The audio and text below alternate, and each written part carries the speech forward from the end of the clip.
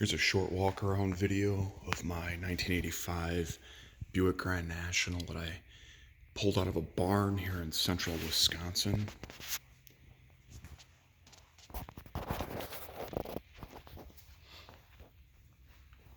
Car has been sitting for about 20 years. As mentioned in the listing, it runs, but runs poorly.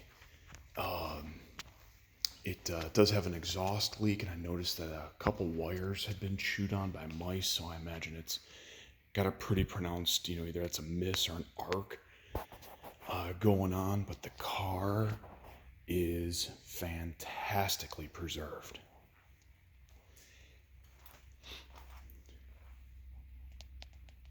Car is super untouched.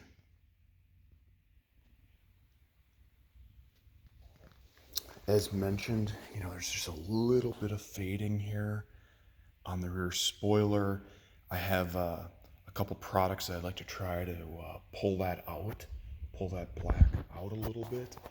And I did perform some paint correction on the roof to show a prospective buyer how this paint's going to look. So what I'll do here is this is the part that was polished.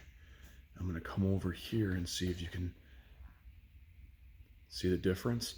So this is how the whole car looks.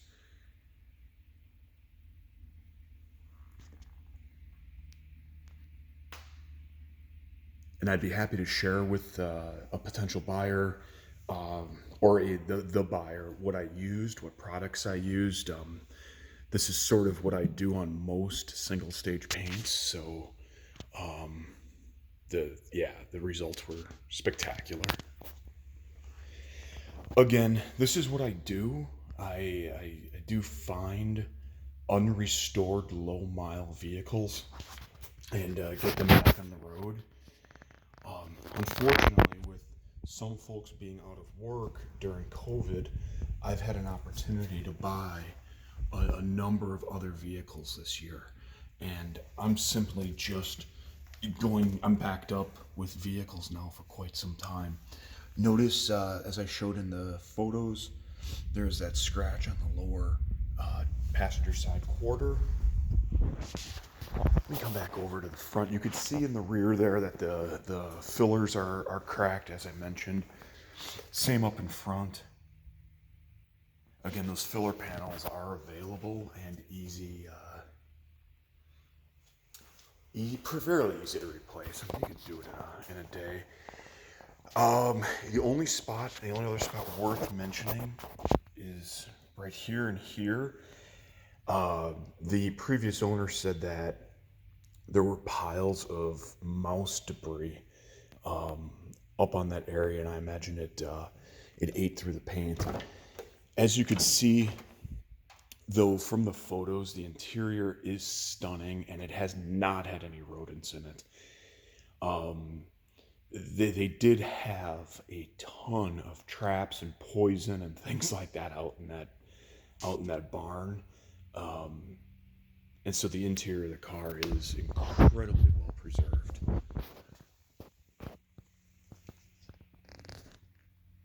Again, that shows the mileage. There's really nothing even worth noting. I'm trying to get up on the dash there for you. The car is clean. Really clean. Super honest. Go ahead and open the hood here quick. The gas shocks are shot, so I'm gonna hold the hood with one hand.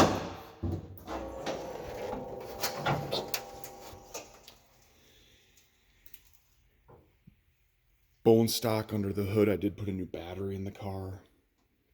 The car was started a couple times a year and driven on the farm, not of course out in the fields, but out on the gravel roads. And it wasn't until